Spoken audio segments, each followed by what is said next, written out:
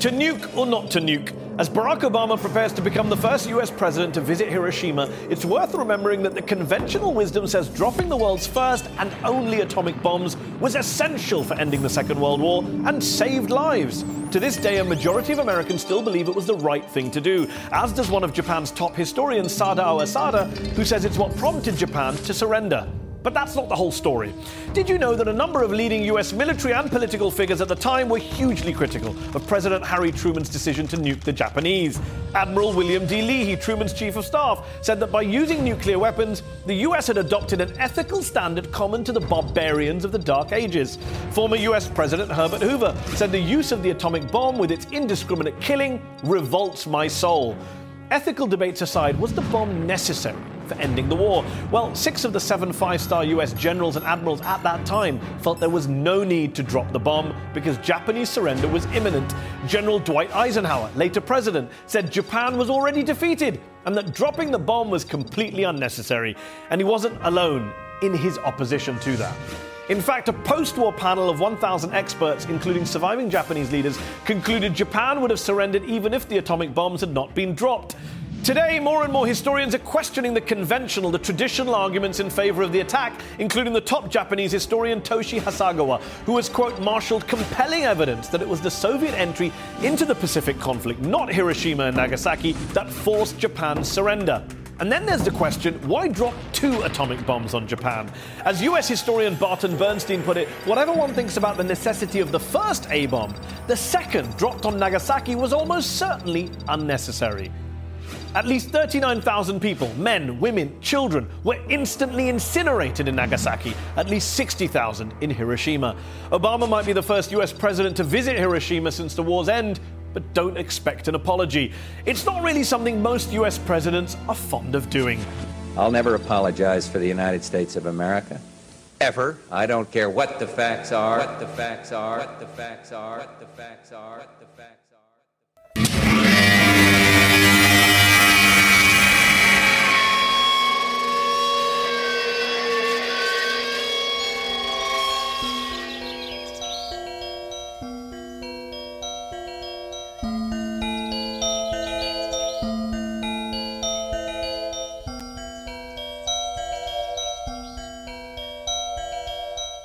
He walked out in the gray light and stood, and he saw for a brief moment the absolute truth of the world.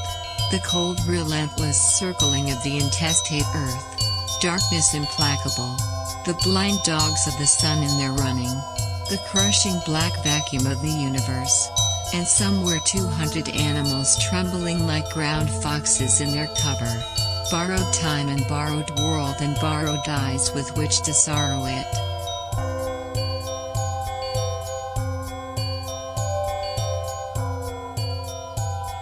And lo, for the earth was empty of form, and void, and darkness was all over the face of the deep, and we said, look at that fucker dance.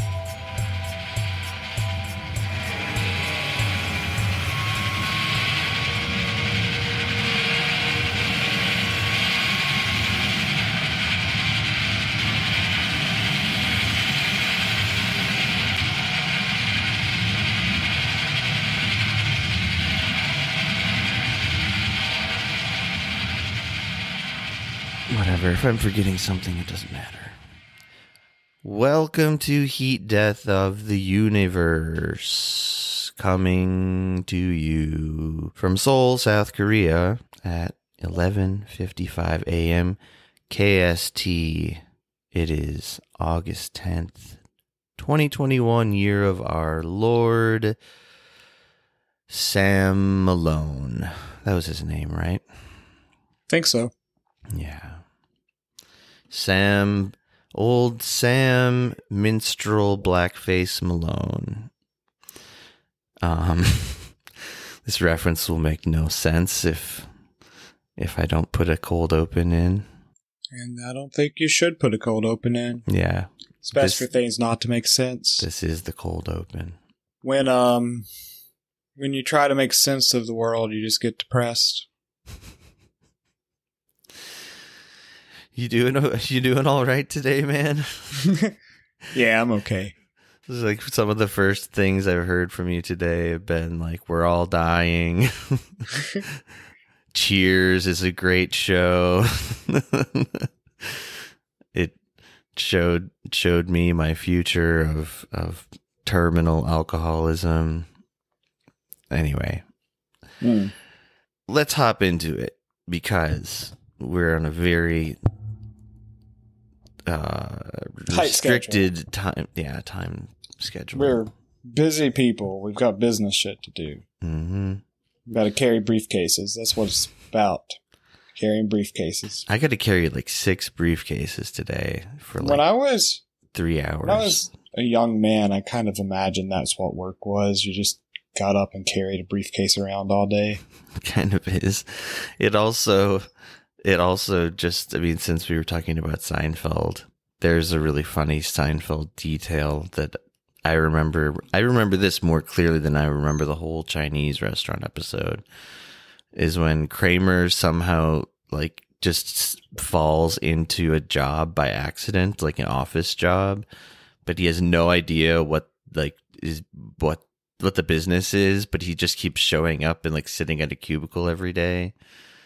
And he carries a briefcase, and like inside it is just like, I don't know, like his lunch and like nothing else. And he's just, yeah. Which also connects to a probably an earlier Simpsons joke about Lionel Hutz, the scamming lawyer. He drops his briefcase and it falls open, and all that comes out is like a mostly eaten apple and nothing else. Anyway. That's the pop culture philosophy hour for today. And yeah, I guess we've got 2 basic subjects today. About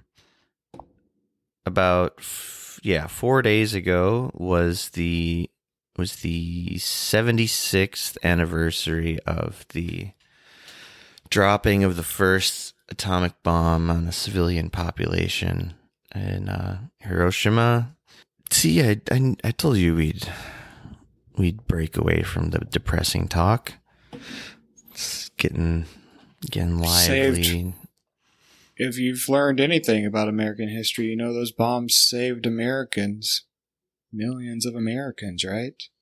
That is the argument. That's what I've been told my entire life. We had to do it to save America. Well, so like another like angle on that too, in which is much even more suspect, I would say, is that it actually saved Japanese lives in the long run.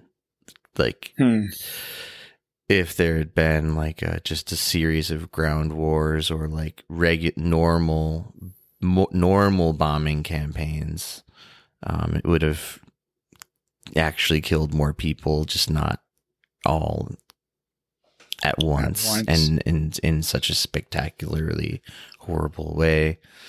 Yeah, I've heard that it might have been worse for them had we just firebombed them the way we were firebombing Germany, but I don't know. Yeah, I mean, the firebombing of Tokyo, like, basically almost, it was not that long before the dropping of the bomb, was like, I think actually, I've read too many things, but I believe I read that it said that the firebombing of Tokyo actually ultimately killed more people. But I mean, I don't know. You have to also factor in like the long-term consequences of all the radiation poisoning. I mean, just like the biggest consequence, generations of like birth defects and like people becoming infertile. The big consequences were getting Gundam and the classic Mobile Suit Gundam, which was a great tale of humanity making weapons of mass destruction. And we also got Akira. Wait, did Gundam really come out of a reaction to the bombing? Oh, yeah, of course it did. It was a big anti-war story. Oh, right, because like isn't the idea is that it's, you know, it's these robots fighting each other rather than than putting like bombs, human populations on the line. Well, no, humans are inside the robots. Well, you know what I mean, like massive human populations. Yeah, and it's also about just sending children off to war, which was kind of happening. But yeah, a lot of that stuff comes from the bombing. It makes sense. I just didn't know that specifically about Gundam. I mean, shit, we'd have no Godzilla. Nope, we would not have Godzilla. But I mean, so I get a little bit of research I was doing about this stuff, and I was kind of chatting about this with a friend of mine the other day.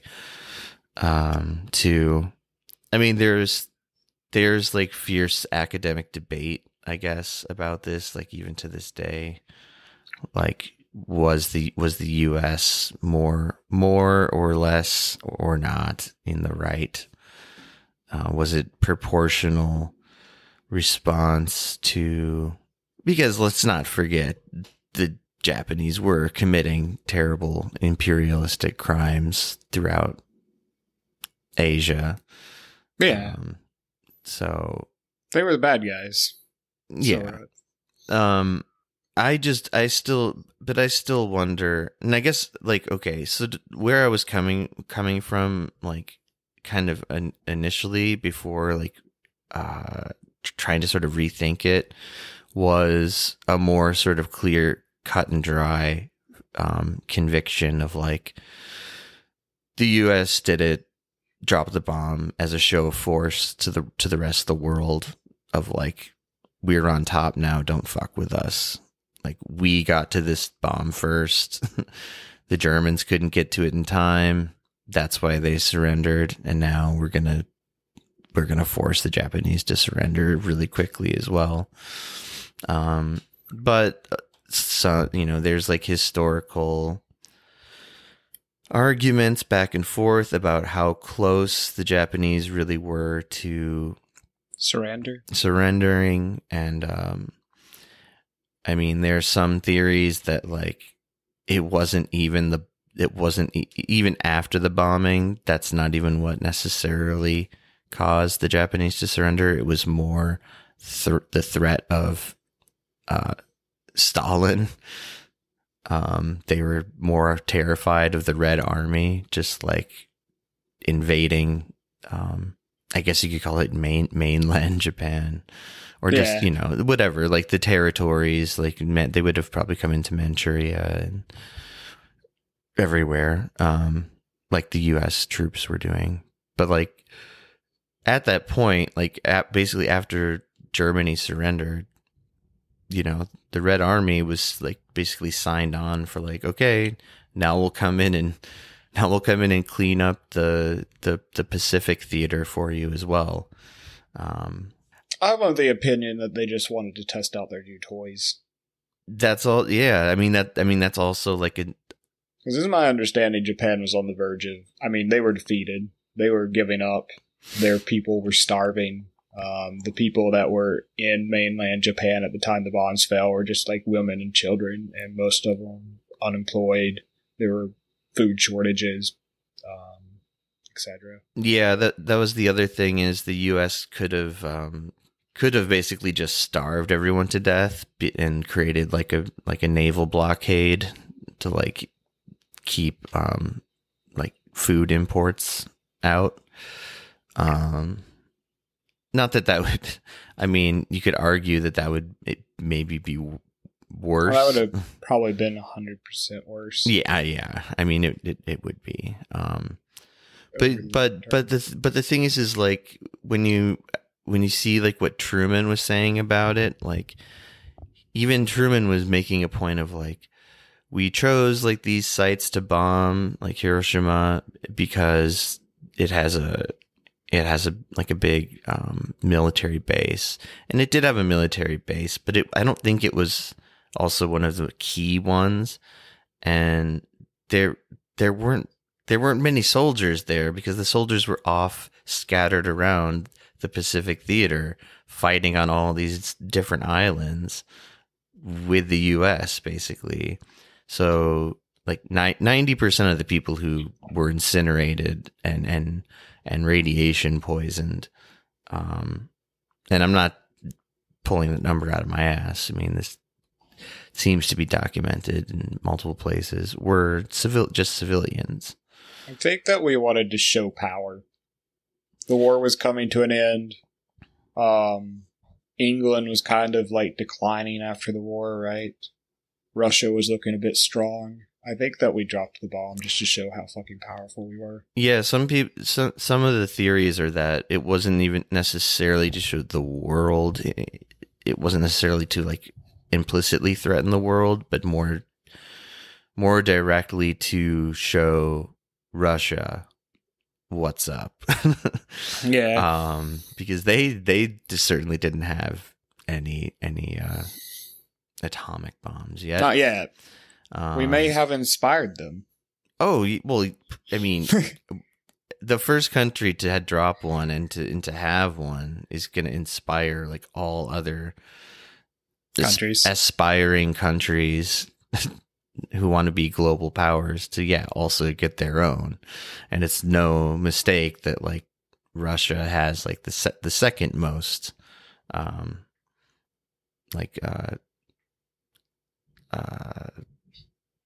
whatever stores of nuclear weapons. Yeah, nuclear weapons. Atomic weapons, nuclear weapons. I always was a bit confused what the difference was. If there is a difference, I feel like there is, but whatever. I never thought there was. I thought it was just like a way that the language shifted, but maybe I'm not. I could be wrong about that. I mean, I think sure. it's still. I think the nuclear warheads we have today still, I think, use the same basic physics and principles as the one we dropped. They're probably just, it's just more advanced in terms of what you can do with it. You can actually like fire it like a missile. But you don't have to drop it from an airplane, right. Ride it down in a cowboy hat. Oh man, I was like getting into this topic last night, and I ended up on this short documentary.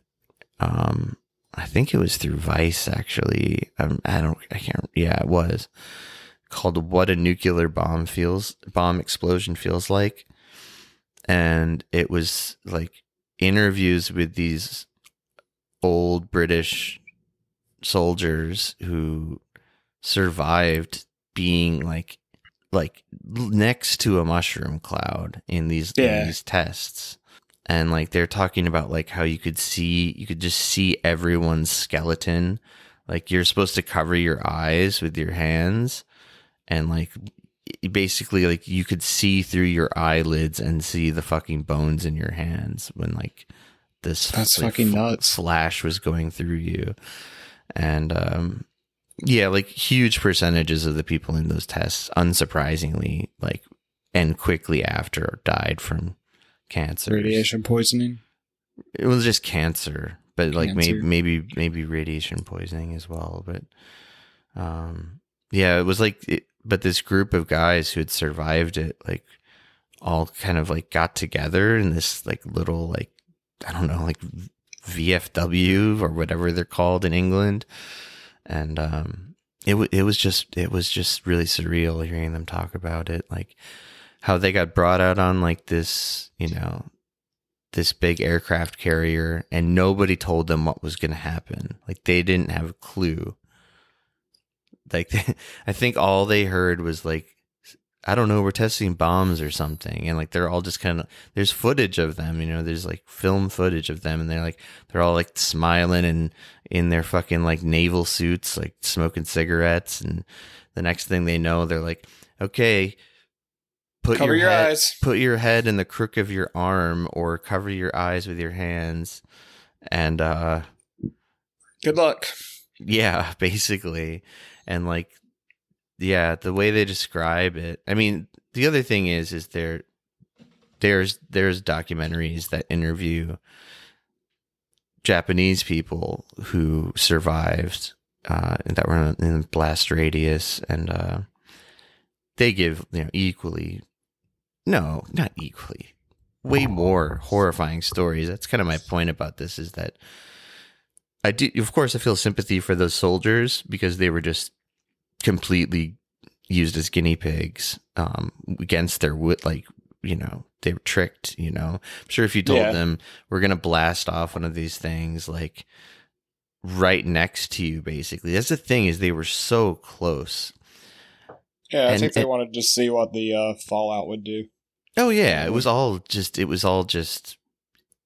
unethical science. I mean, it was like, I feel like you could extrapolate, like, okay, like this is what radiation does to like mammals, right? So if they wanted to like test like radiation, like super high levels of radiation on like mice or whatever, they could extrapolate from there. Like, yeah, if you're in the blast radius of a fucking nuclear explosion, you're gonna suffer in a ton of terrible ways. Like, it just seems so obvious. But they did a bunch of these experiments though too, where they would just bring like these groups of soldiers out. And I don't know. Actually, part of what I was thinking when I was watching it was like, it's even weird to me that they're using soldiers. Like, I wouldn't have been surprised if they just used like prisoners of war, but and they probably did that too, maybe more secretively. I don't know. I think they would have had to done that secretly. Yeah, maybe not though. I don't know what the times were like then, as far as rights for prisoners of war. It's very possible it didn't matter. I mean, this was all leading up to I almost called it D-Day. This was all leading up to bombing Japan. So like it wasn't even like these soldiers like knew about like, oh, this is what happened in Japan. It was like, so they just thought they were like doing their patriotic duty. What was I gonna say? Another interesting thing I found out that, I guess this would fall on the side of like maybe the U.S. was justified in what it did argument, but the Japanese were using like horrible biological warfare, using like the bubonic plague and like, yeah, I'd heard about that, and just a bunch of different diseases, and they would just like, they called it like a flea bomb, or it's called like the Uji 50. And it was just a ceramic container filled with plague-infested fleas and flour, and they would just like drop it into like a Manchurian village, and it would smash open, and the flour would attract rats. The fleas would get on the rats and infect them with the plague, and then the rats, of course, famous spreaders of bubonic plague, would spread it to people like really quickly. And they did it with other, they had certain versions of it. What was it called? So there was this thing that this operation, this military operation that the Japanese were planning to do, like, as things were really winding down, and most people would argue they were probably close to surrendering, like maybe despite whatever the emperor was saying in public. Because that's the thing too, is that there was this kind of like public face of Imperial Japan saying no surrender. Yeah, It's better to die by the sword than to surrender ourselves to and not even just to the military, but to like every citizen of Japan. Like, yeah, like pick up a stick. Like, basically like surrender is, dishonorable and so on. Kamikaze is better than surrender. I mean, that's kind of like part of where kamikaze comes from, right? Yeah. It's like, oh, I'm losing this air battle. At least I can go out fucking up somebody.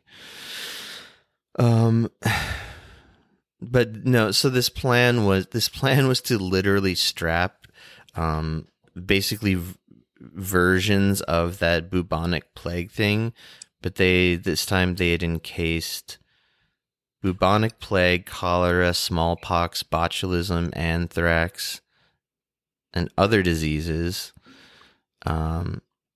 into these containers and strapped them to fucking balloons and hoped that like these certain what do you call them? Fucking like jet streams, air paths. Why can't I think of the word? You know what I mean? Yeah, I know what you mean. The idea was these balloons were going to like they were aiming them to land in like San Diego basically, and like to just set off like biological war, an attack in the mainland US. And sort of shockingly to me, a bunch of the balloons actually did make their way to the West Coast, but they were way off from California. It was like in like middle of nowhere, like Oregon.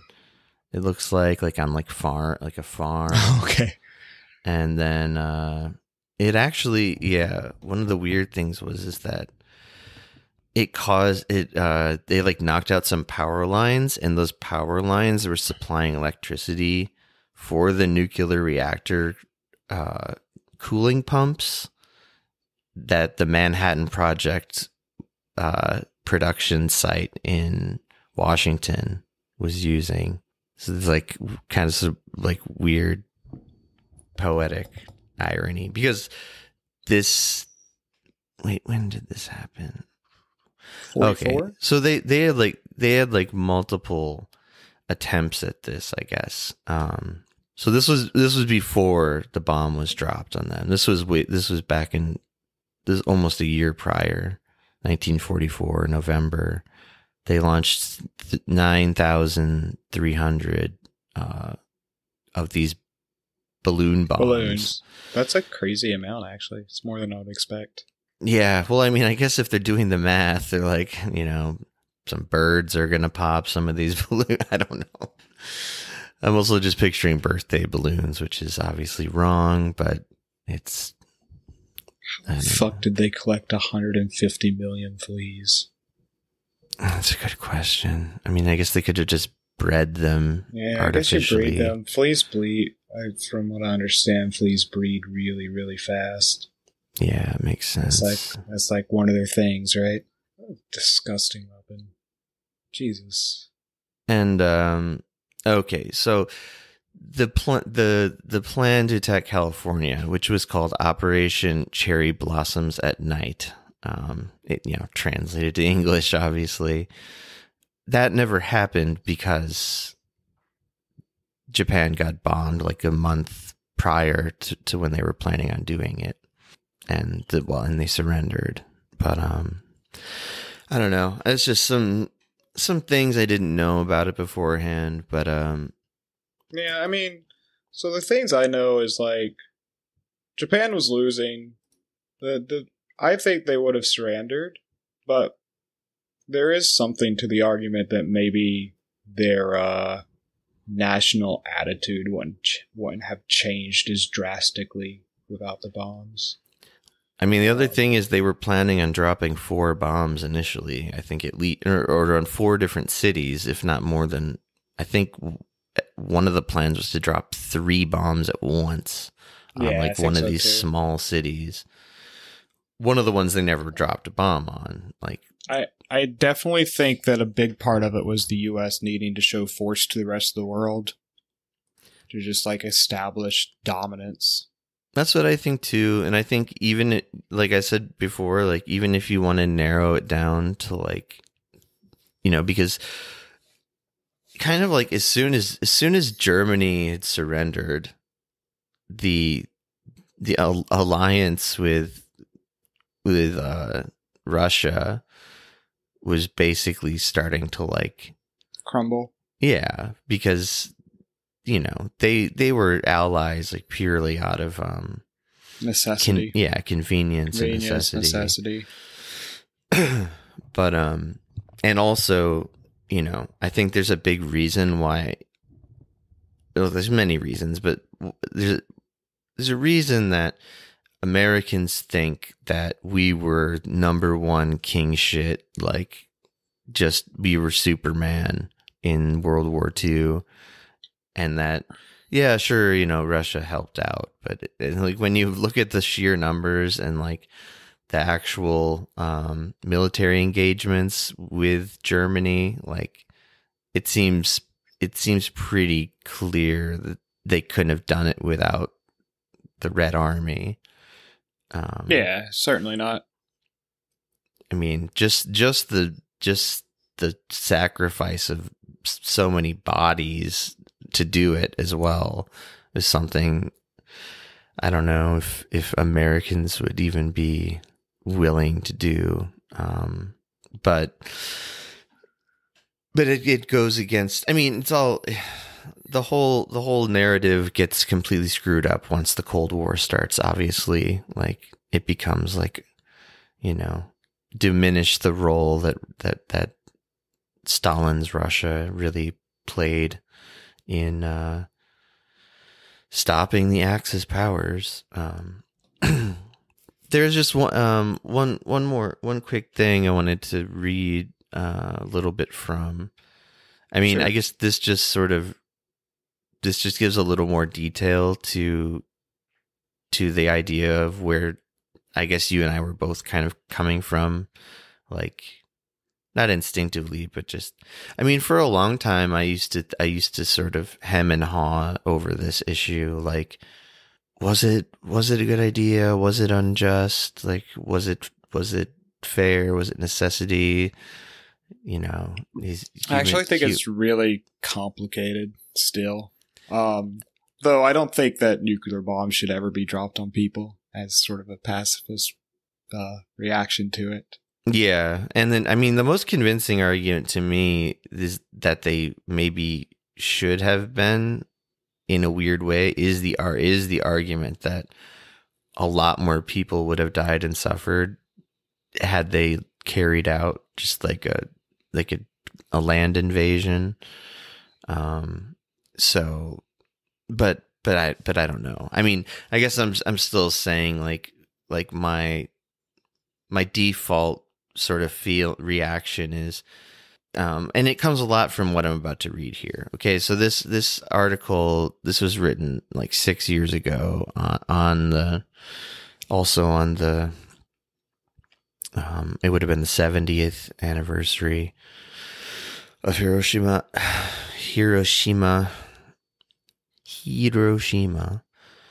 The war was won before Hiroshima, and the generals who dropped the bomb knew it. 70 years after the bombing, will Americans face the brutal truth? And this was written in The Nation, which is not a far left news magazine at all. I used to think it was when I was young. But I mean, I don't know. I think by most standards, it's kind of a liberal. Maybe not. Maybe there. In any case, doesn't matter. I like The Nation.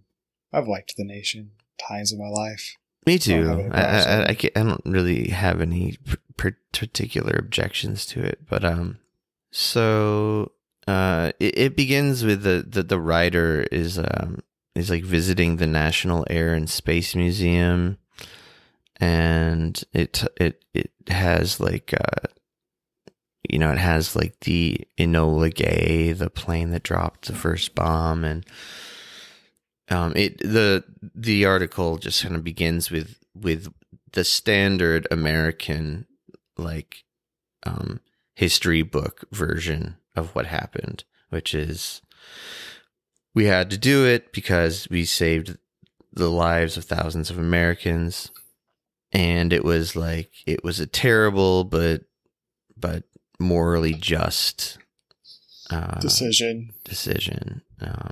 Trying to just make this damn war end. Damn it. The myth is if we showed an overwhelming show of force that they would just stop and cower before our godlike might. You say the myth? Yeah. That's the reason that we're taught that the bombs were dropped. Yeah. Oh, this is the article that actually mentioned the firebombing of Tokyo.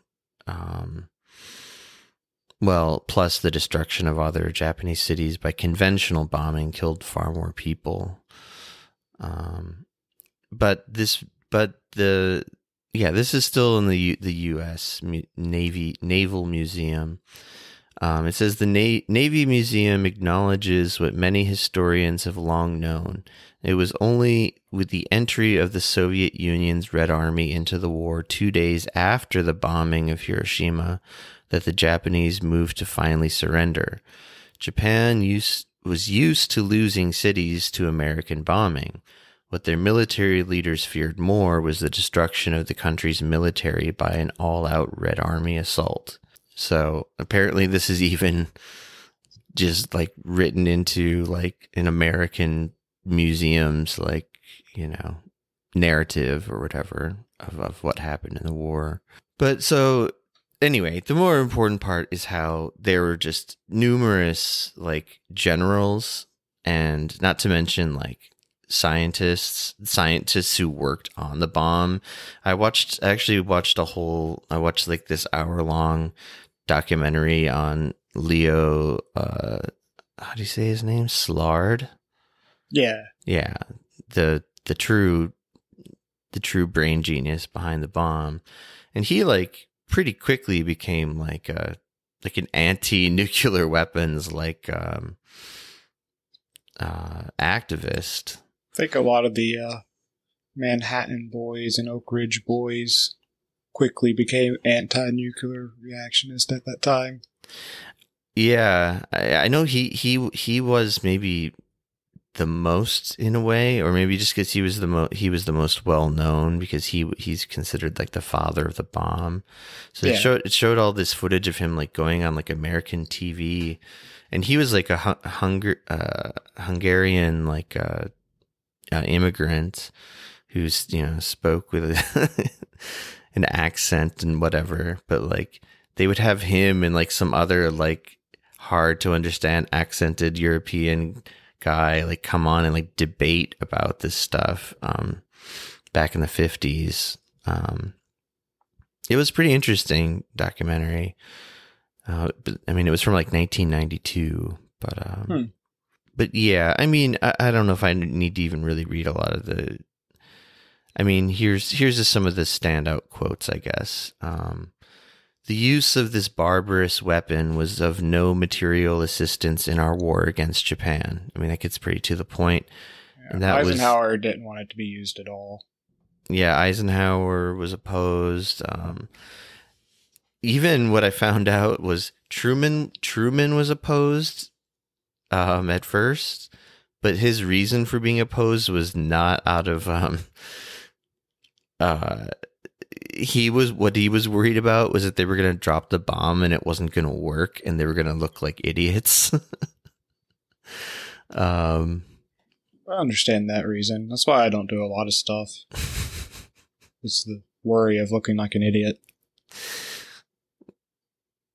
Yeah. Justifiable.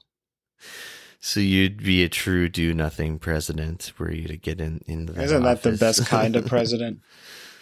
You're like, my main ideology it would just be your enlightened centrism. You'd be like sitting in like a fucking lotus position or whatever, like on top of the Oval Office. That's what I want from desk. A president, dude. Some guy who sits in the middle and goes, no, like turns down every plan. I would prefer just maybes. So, and that was Truman's chief of staff. That's someone pretty high up. I mean, another one, it was a mistake. The scientists had this toy and they wanted to try it out, so they dropped it. This was another admiral. I think that was the other big reason it was used, is that we just wanted to see it work. But yeah. It seems pretty clear that the main reason was to show Russia how strong we were. That's what I'm feeling like more and more, is that like I used to think of it as an announcement to the globe, but I think even the US wasn't quite that hubristic yet. It was more just like a warning shot to the Soviet Union, because we obviously were like, it seemed like everybody knew there was going to be some kind of a severe conflict between the two countries once the war wound down, and there was instantly. This is not saying anything too new really at all, but the Cold War is like, it's a very misleading term. I feel like we talked about this before maybe, but like, just when you consider all of the proxy wars between the Soviet Union and America over the course of whatever 50 years of I don't know, not even 50, but you know what I mean? Close to 50 of quote unquote standoff. Like, no, this was just as hot of a war as anything. It just didn't take the shape of a typical like war. It didn't look like World War II, or even like with like two superpowers like actually having troops at each other's throats. It was more like, we're going to support this group of people over here against your group of people, and it seems like a really dark, like, just chess match. That's honestly how I still view like the Korean War. Maybe I'm missing something. Maybe I'm being a little naive, but I think that was mostly just about, I think the US's involvement was mostly just about combating communism, because the two world superpowers were communist at the time, and they were both supporting North Korea. So anyway, yeah, I mean, Eisenhower said that he believed Japan was already done for, defeated. Yeah, are already defeated, and dropping the bomb was completely unnecessary. This is a quote. Sorry, this is a quote from the Secretary of War, which, you know, we would call the Secretary of Defense now, right? So like, even all these people really high up in the administration, in the war machine effort, they sound like, I mean, today, like, people would say they sound like pacifistic fucking hippies, sort of. I mean, because it's not like they were anti-war, but they think they were more just looking out for. They thought it was a better way to ensure American like dominance was to not drop the bomb, maybe, or maybe they really did like have sort of humanitarian considerations. I mean, in any case, this quote was written in Eisenhower's memoirs, but he's basically recalling what the Secretary of War said to him. And he said he voiced to him my grave misgivings, first on the basis of my belief that Japan was already defeated and that dropping the bomb was completely unnecessary, and secondly, because I thought that our country should avoid shocking world opinion by the use of a weapon whose employment was, I thought, no longer mandatory as a measure to save American lives. He later publicly declared it wasn't necessary to hit them with that awful thing. Even the famous hawk, Major General Curtis LeMay, the head of the 21st Bomber Command, went public the month after the bombing, telling the press that, quote, the atomic bomb had nothing to do with the end of the war at all. I mean, like, when your big war hawk, I don't know, head of bombing campaign says something like that, stark and to the point, I don't know. It seems like something a little more fishy was going on than just like thinking about like calculating like how many lives would be lost, you know. Yeah, I mean, I think it was just more a show of power and testing out new toys. It's sad. It's part of history. I don't really know what to say about it. Like, the more I think about it, it's just a terrible event. But would the alternative have been worse? Who knows? Yeah, and I mean the other thing. I mean, you can do all these kind of like what ifs. Yeah, hypothetical, like counterfactual, whatever things of like, well, if because we saw what the Japanese were trying to do with like ceramic pots and like bubonic plague. I mean, Imperial Japan was a fucked up place as far as how they treated other people. I'm saying I think it's like 100% fair to think that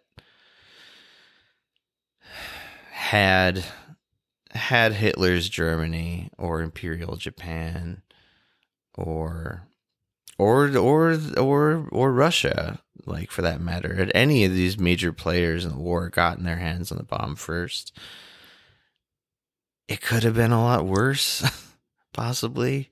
I mean, I would say it definitely with Japan and Germany. But I don't know. I could see Russia having sort of more of a long-standing, like, deep historical hatred of Germans, and with, you know, fascism, like, just icing out the whole fucking country. But I don't know. I mean, who knows? I'll just say that I guess the mutually assured destruction, I think, is the only thing is I think actually mostly going to keep these bombs from being dropped again anytime in the near future. I think. I mean, the fear is that one day someone who doesn't give a shit about their country being destroyed in retaliation is going to launch one off. And, you know, that's the doomsday scenario, right? Is the chain reaction of like everyone just nuking each other in retaliation. Yep. And disarmament's never going to happen. No, I don't think so. Sadly. That's the dream. In my Star Trek future, which seems farther and farther away. That was the other thing in the Leo Szilard documentary is he was just like brainstorming all kinds of ways, and this was after the war and everything, but this was when the Cold War was ramping up in both countries, you know, had bombs at this point. And he had this idea, I think it was him, yeah. And he was just like floating around ideas. He wasn't like really pushing for this idea in particular, but he was like, Russia, there should be cities that are like paired with each other, like a U.S. city and a Russian city. So if that U.S. city gets bombed, then automatically that Russian city has to get bombed. And like, it was like his way of like trying to like make the mutually assured destruction like more of a, I mean, it sounds absurd and it would have never really worked, but it was just showing how sort of like desperate this guy was to like put the genie back in the bottle. Sure. And yeah. Should we move on? Yeah, we should. I was just sorry. I'm gonna add like one more thing that plays into the idea, though, that Japan was like really on its back legs, since that's like kind of the crux of a lot of like between the like two basic positions on this thing.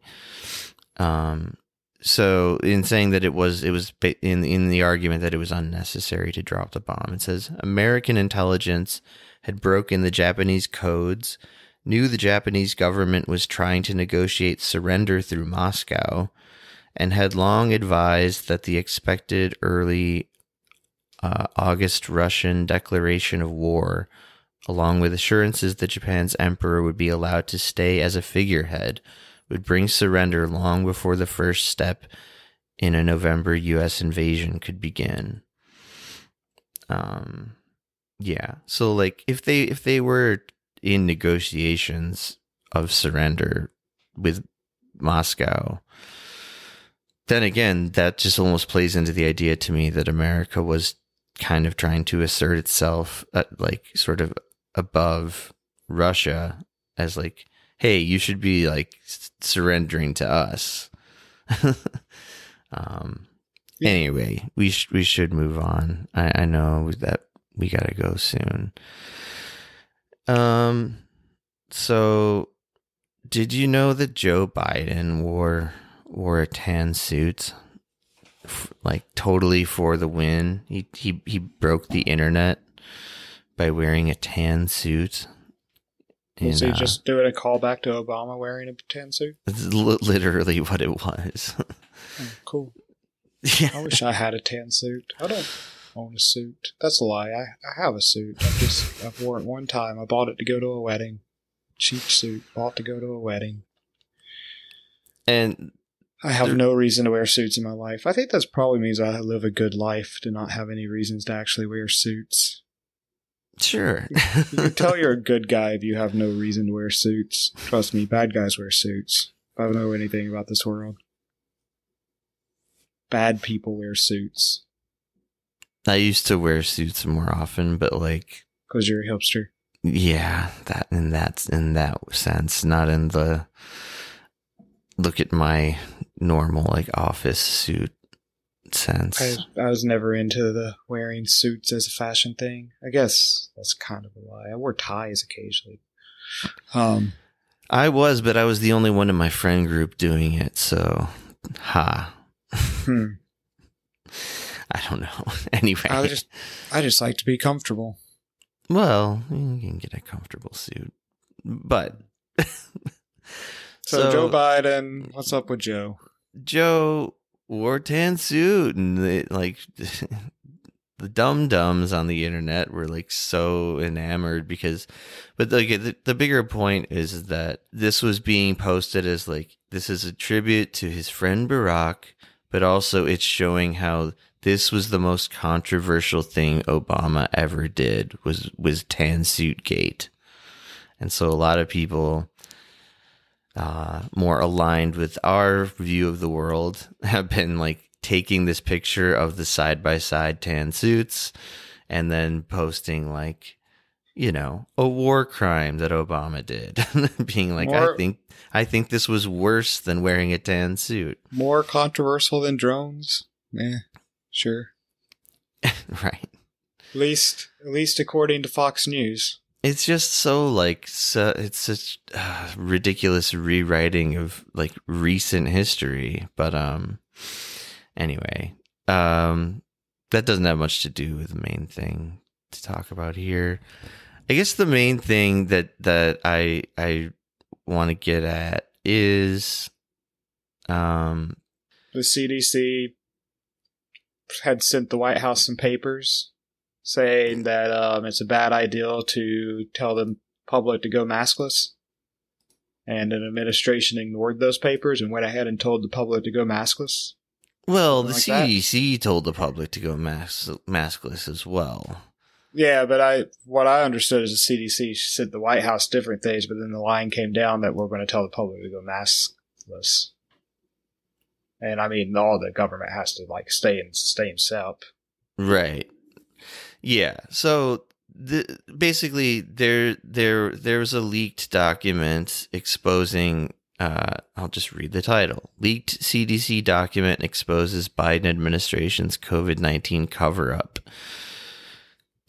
Now, this has gotten like no traction in the media, and this is like the thing I'm starting to resent is that I can find most of the good reporting on COVID stuff through a kind of crank Trotskyist website like WSWS. And I don't agree with like the the whole movement that they have going on over there necessarily. And I definitely don't. I found out kind of recently that this website has like some really weird like anti-Me Too stuff in it, which sucks. But I still believe that they report pretty honestly and with a lot of factual basis about things like this. So that's just my I didn't know about the Me Too stuff. Yeah, it's really gross, man. I scanned a few of the articles, and like they had articles, like just long articles defending like Kevin Spacey and stuff, and like they were even basically, even though they hate Andrew Cuomo, this is the thing that recently came up, and like some people got pissed off about, people who already hate the WSWS, but they said like people's obsession with this Me Too shit with Andrew Cuomo are like they're missing like the more important points about what's going on in the world, including like the important points about like all the bad shit that Andrew Cuomo does. But they're just saying like the Me Too parts are like frivolous, and anyway, but so also like that's like one of their writers like doing like an editorial. But still, I guess I just wanted to preempt that, because I know some people just like write up, like dismiss anything because of a news source that has a few things they don't like about it. But anyway, but I mean, what they're reporting on here is that the Washington Post published a leaked internal report from researchers at the CDC warning of mass community spread of COVID-19 among vaccinated people, and calling on the Biden administration to stop discouraging mask wearing and social distancing. And this, okay, I'll just read a little bit more. The secret report contradicts nearly every public statement by the White House over the course of the past 2 months, bringing together a broad range of public research, including some that was previously unpublished. The report warns there are 35,000 symptomatic COVID-19 infections every week among vaccinated people. So, in other words, all the shit that you and I, Jason, were like immediately worried about when the CDC said, go ahead and take off your mask and pretend like it's over, if you're vaccinated, of course.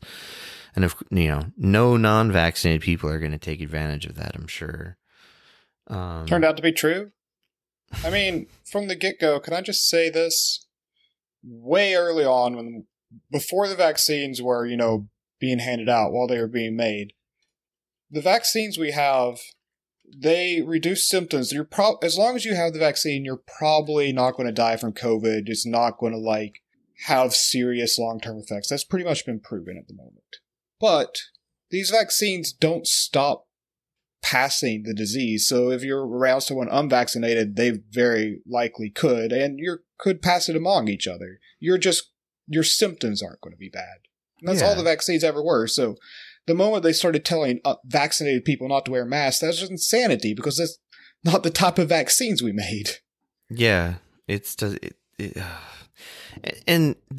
mean, shit, man. If you and I knew about that like months and months ago, which we did, like I remember, like, because the CEO of, I forget which one it was, I want to say maybe CEO of Pfizer, he said like, yeah, we have no idea if it reduces transmission or let alone stops transmission. All we know is that it, prevents the symptoms, the deadly symptoms, and makes infection less likely, but you could still get infected by it and still pass it along.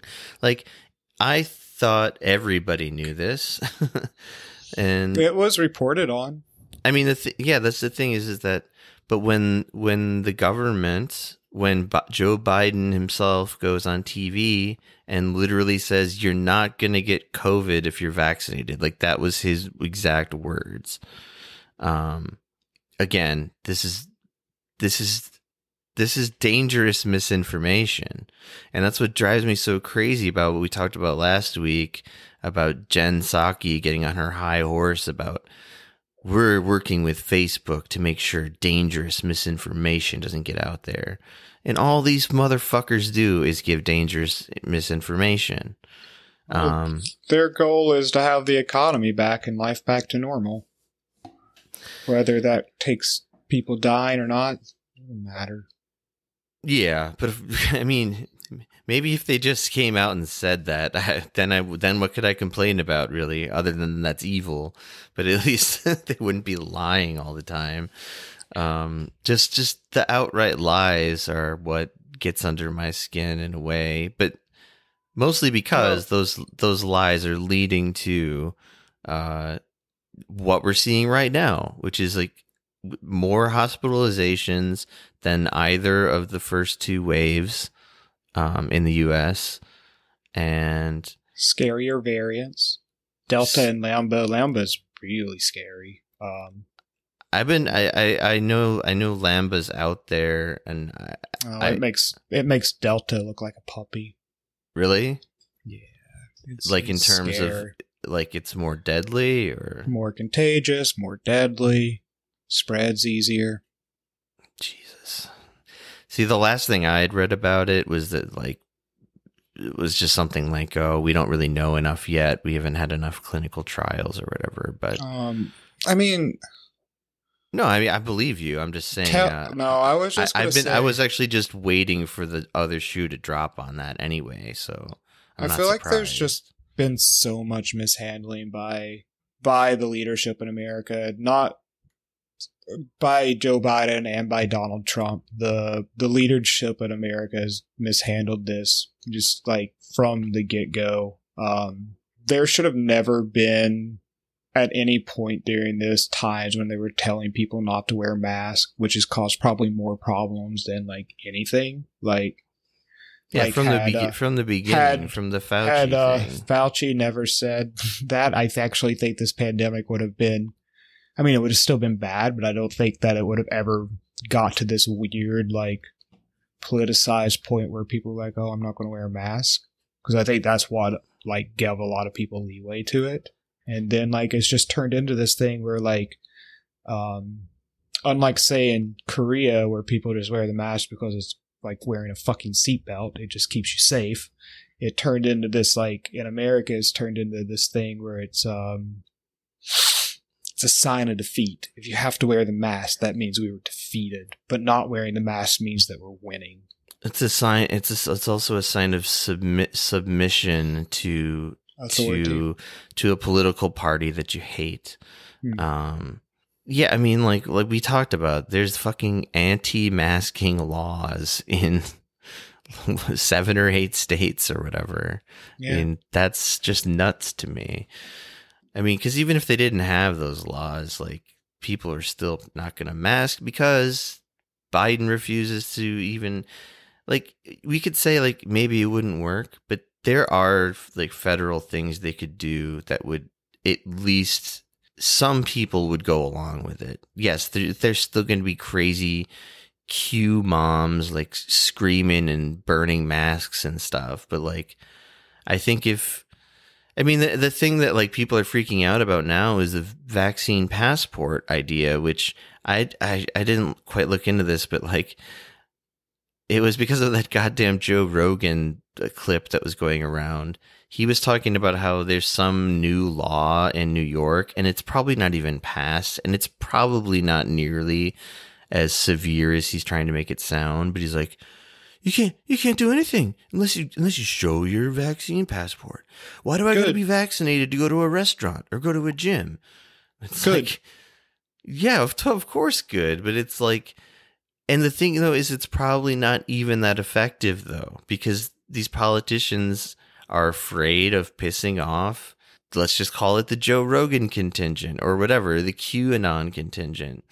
I mean, if they wanted to do it properly, when you get vaccinated, they would give you a, say, security certificate for your personal phone device, computer that you carry in your pocket.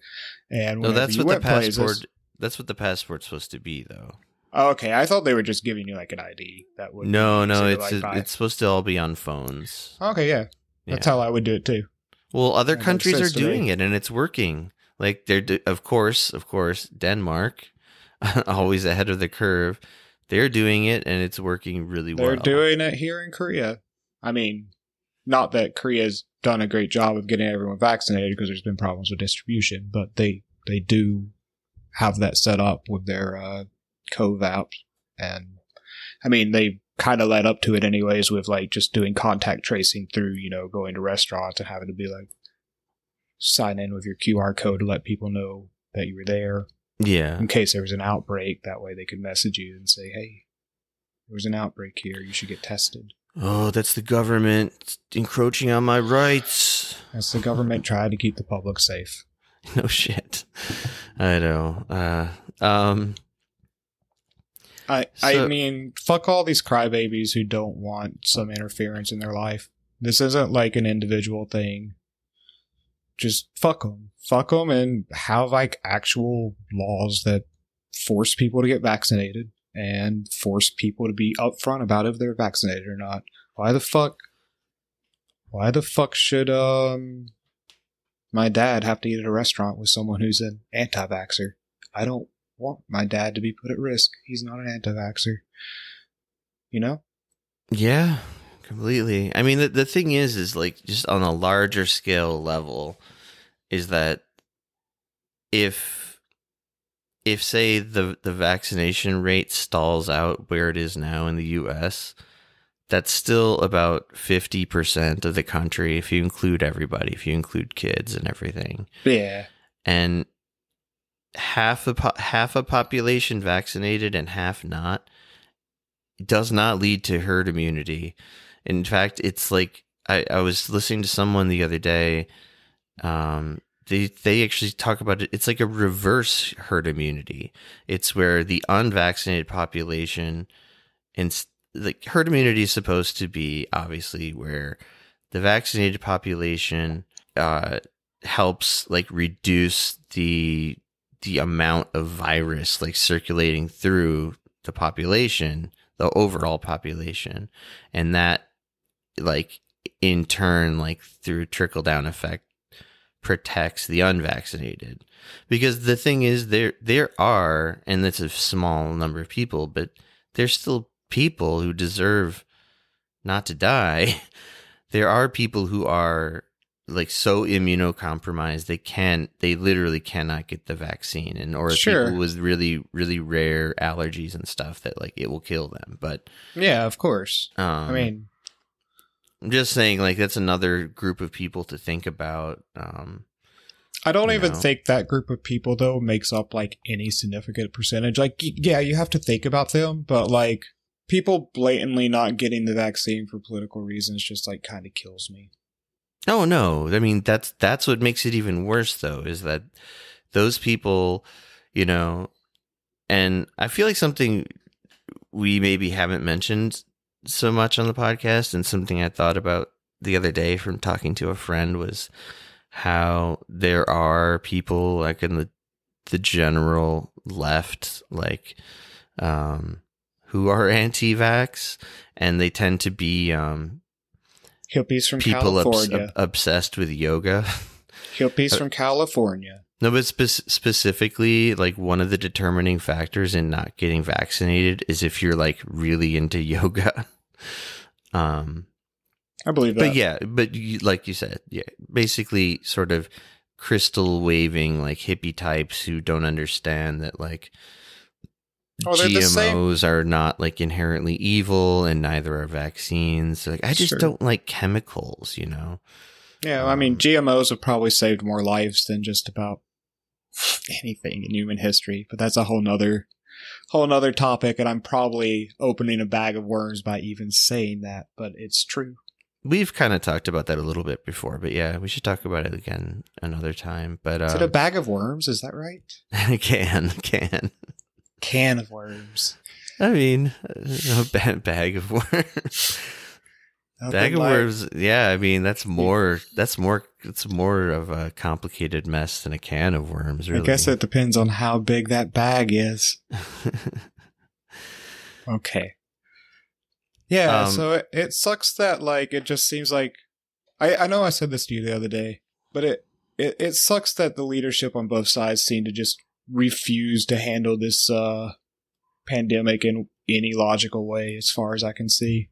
I said, like, the only thing that makes, like, Biden maybe better than Trump on this is at least he admits that the virus is real, but still, telling people to go maskless, that's crazy. Why are we doing this? I guess that the tune has changed some again, right? But I don't fucking know. What are we doing? No, the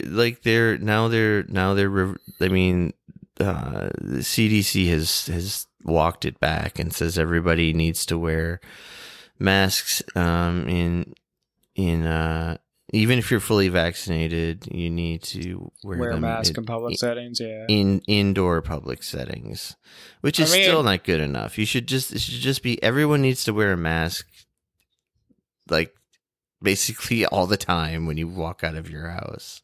I don't remember the exact number. What, it's 90,000 infections a day in America or something right now? Oh, no. See, when I told you that number was like 2 days before, and has it got higher? A lot higher, like almost double. Okay, well, point stands. We're locked down in Korea. I mean, semi-lockdown. And their cases are what, like 1,000 a day? Maybe a little higher. And America America's open for business. That's insane. Yeah, it doesn't. That's all I'm trying to say. It's insane that their cases were still at that level. Even when they were declining, their cases were still at such a high level. It's insanity that they ever tried to open up just because people were getting vaccinated. That was clear that there was no reason to. Other than people just were fucking, had cabin fever. 4 days ago, it was 168,000 new cases. So yeah, it's going up pretty steeply. Like it's already like, if you look at these fucking waves here, it's way over the first wave, quite a bit over the second wave, and it's about halfway up about that terrible third wave over the winter. So I don't know, man.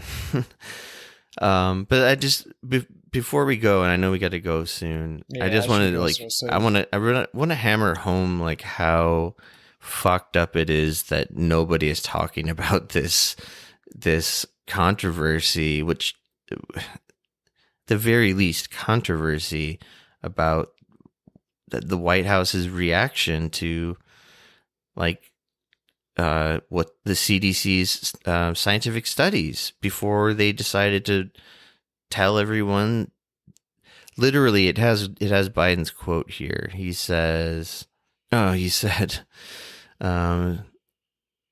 yes, okay. For months, Biden has used the claim that vaccinated people are fully protected from COVID-19 to justify the abandonment of masking and social distancing requirements. Total misinformation. Like, again, all I got to say is, imagine Trump said this. I mean, Trump, I mean, to me, this is just as bad as Trump saying it's a hoax, you know, in the first month or whatever. I don't see how they're on different moral levels. I think because saying it was a hoax was actually more damaging, but I know what you mean. They're both damaging. They're both very damaging. But saying it was a hoax gave like it planted the seed into the minds of a lot of fucking idiots. I agree with that, but saying things are better than they are is a different type of bad, in my opinion. But he's not just saying it's better. He's saying like do something that is going to make this. Telling people to take here. Okay, let me get to the actual Biden quote though. despite the fact that the CDC had access to data definitively proving the opposite, okay, that you're not fully protected. Everybody knew that. Like, that's why the 95% effective number is very high, but that still leaves 5%, which when you extrapolate that to a country of 330 million people, that could be significant. Anyway, Biden says, "Take your mask off. You've earned the right," Biden said in June. And then as recently as July 22nd, Biden said, "You're not going to get COVID if you have these vaccinations." That was like 20 days ago, less than. Yeah, 3 weeks ago, 2 weeks ago. Which is basically exactly when all of this, the new Delta explosion kicked off. It was like right then.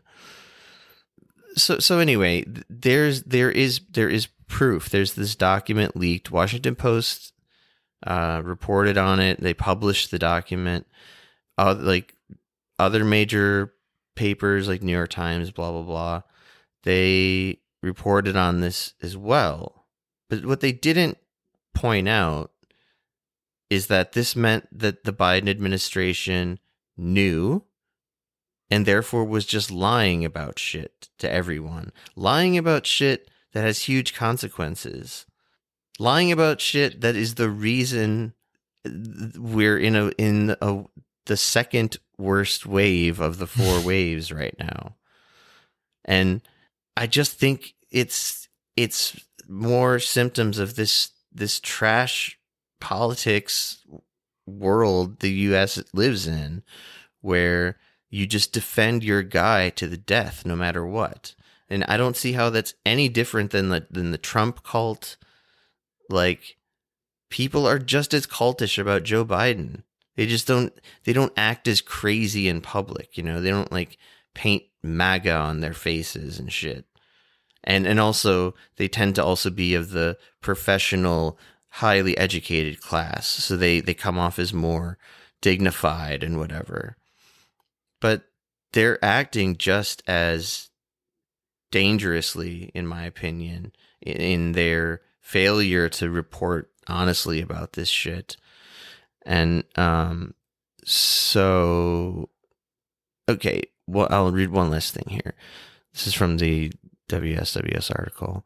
The media's framing of the report was largely misleading. The report was presented by NBC Nightly News as, quote, new findings from the CDC, without mentioning that the document was leaked without the CDC or White House's permission. So that means that, okay, its findings were presented as unforeseen and surprising, completely ignoring the fact that most of the report's conclusions were well known beforehand. So they're trying to play off this report from like 3 months ago as like, sudden new report appears out of nowhere today. Like, there's no way Biden could have known about this when he told everyone to rip off their masks. So they're running coverage for Biden. Like, I don't know. It's just it's all very ridiculous. And, I mean, it's ridiculous. I agree. I think it's been ridiculous ever since they told people not to wear masks. I never understood it. I never will. And, I don't know. Like, much like climate change, I think people are just not equipped to deal with problems, so we're all just going to fucking die. As I started the episode, I'm dying, you're dying, everyone's dying. I mean, that's the ultimate irony too, is that they're like, oh, I can't deal with these problems, so like I'm going to invite death. I'm going to invite problems 1,000,000 times worse into my life. Yeah. Just like it really started to get me thinking about too, just like this kind of, and like, you know, there's no science evidence-based argument here, at least not right now in my mind. But like, I think I think Americans are particularly allergic to like any discomfort, like anything they perceive as like discomfort or like that's I not agree. the thing I want to do, you know? And it's like this total inability of like Suffering. long-term, like thinking ahead in any way that's like beyond like the next couple of days. I don't I know, agree. but you know, it doesn't help when your government just comes on TV every day and tells you like everything's cool. Yeah, the only argument I could see for saying that if you get the vaccine, you'll be fine is just to convince people to get it. As in, that's supposed to be the lie that gets people to get it. And I want everyone to get it. But see, if you really want to convince the skeptical people, you wouldn't lie to them. Like, that's why, as you said earlier today, like the Fauci thing kind of set the tone for all of this because he flipped back and forth on masks. He admitted he lied, but it was for good reasons, which is like, you know, save the masks for the frontline workers. It's almost like lying for good reasons. Just doesn't work. I think sometimes it does work, but not in this kind of case at all. It's just too big. Like, and because when you're dealing with like conspiratorial minded people, all they're going to do, like, that's the thing is the Q people and people, anti-vaxxers and anti-maskers, they love pointing out Fauci's hypocrisy. And like, because to them, it's like a gotcha. It's like, see, but they don't think things through to the point where it's like, well, which part is he lying about then? Is he lying about needing masks or not needing masks? You're just deciding the one you want out of those two. But I don't know. But Biden just saying like you won't get it, and I guarantee like all around the forums, the Q forums or whatever, or the yoga forums. I should stop just saying it's Q people because it's not just Q people, but like they're probably saying, well, see what Biden told us about, you know, we couldn't, like, the vaccinated couldn't get it, but now look at all these vaccinated people are getting it. And then people don't know how to understand statistics, so they think it's like way more than it really is. And in their mind, that's reason to not get vaccinated, which also makes no sense, of course, because you still have a way better chance of surviving everything and not passing the disease on to other people if you are vaccinated. But anyway, I guess we should probably I gotta go. Okay. So I'm gonna recommend something I've recommended already in the past, but I have to. Grave of Fireflies is in my opinion, the greatest movie about Japan during World War II, and it's also one of the saddest movies ever made. So I highly recommend watching Grave of Fireflies and bawling your eyes out because that's what it does to people. I'll recommend I still need to watch that, by the way. It's incredible. I need a good cry. It'll do that. It'll ruin your day. I mean, you'll love it. You'll think, wow, this is a fucking great movie. Jesus, why did I do this to myself? Fuck, I'm sad. Sounds good. Put it on right after I get off here. I'll recommend a movie as well. A movie I rewatched the other day called Thoroughbreds. It's hard to summarize without it sounding. Let's say it's about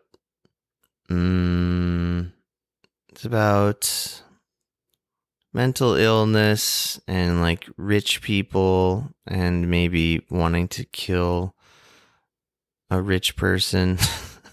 It's got some really good actors in it. It's got Anya Taylor-Joy. Wait, that's her name, right? Taylor-Joy from the Vitch. Yeah, that's her name, right? Think so. Okay, you know, the big eyes chess playing girl. I know her. She's really good in it, and fuck, I also can't remember the name of the other actress. She was like the love interest in Ready Player One. I think that's the only like big movie she's been in. But I'm so bad with actors' names, by the way. It's like one of my weakest things. I've heard this. And also it was one of God damn it. His name's Anton something. That young actor who died tragically. You know what I'm talking about? I think so. He's in a lot of stuff, but I think it's one of the last movies he did before he died. I would just say, yeah, since we got to go right now, I don't have time to think it out more. This was all off the cuff anyway. But Thoroughbreds, I thought was really good, especially on rewatch. I would even recommend, if you've seen it before and maybe didn't particularly like it, or it didn't really stick with you or something, maybe give it a second watch, because I liked it a lot more the second time. It's a great movie, I think. All right. So sorry, you off to the teaching minds. Yeah. Let's say goodbye. Visit heatdeathpod.com. Visit us on Twitter. Visit us on, I don't know, Reddit or Facebook. We don't use Facebook. Yeah. Mostly the only things active are Twitter. And we do post on Left Podcast, the subreddit Left Podcasts. Shout out to them. There's some good stuff there. Yep, that's it. See you next time. Talking about nuclear war. It's a motherfucker, don't you know? They push that button, yeah, it's got to go. It's a motherfucker, don't you know? They push that button, yeah, it's got to go. It's a motherfucker, don't you know? They push that button, yeah, it's got to go. We're talking about nuclear war. They're talking about nuclear war. They push that button, your ass got to go. They're talking about nuclear war. They're talking about nuclear war. They push that button, your ass got to go. They push that button, your ass got to go. It'll blast you so high in the sky. It's gonna blast you so high in the sky. You can kiss your ass goodbye. You can kiss your ass goodbye. You can kiss your ass goodbye. They push that button, it's gonna blast your ass so high in the sky. You can kiss your ass goodbye, goodbye. Goodbye, goodbye. Goodbye, goodbye. They're talking about nuclear war. They're talking about nuclear war. Radiation, mutation, radiation, mutation, radiation, mutation, radiation, mutation, fire, fire, hydrogen bomb, atomic bomb, neutron bomb. Kiss your ass. Goodbye, goodbye. They push that button. They push that button. They push that button. They push that button. It's a motherfucker. Don't you know? It's a motherfucker. Don't you know? They push that button. If they push that button, your ass got to go. Your ass got to go.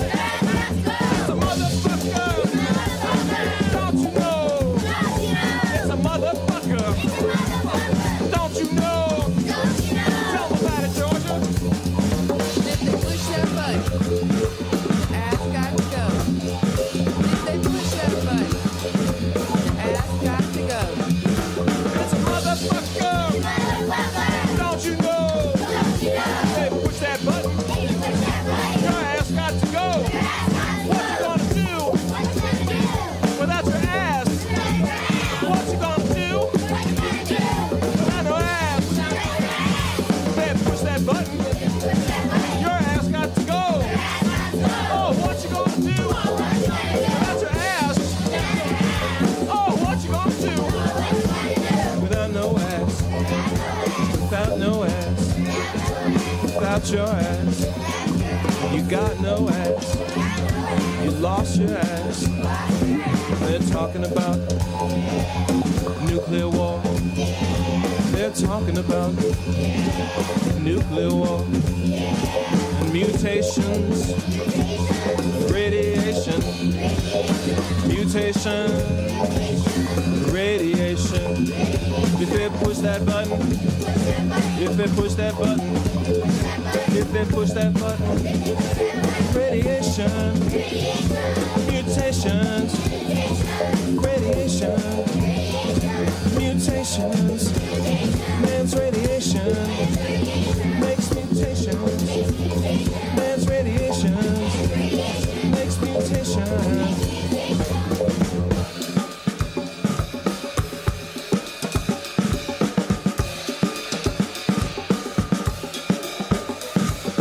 Talking about nuclear war. Talking about nuclear war. Fire, melting, people, buildings, burn fires.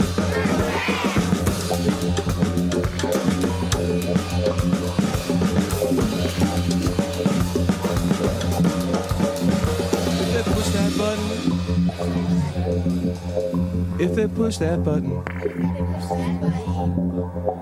it's gonna blast you so high, up in the sky. You can kiss your ass goodbye. Farewell. Goodbye, ass.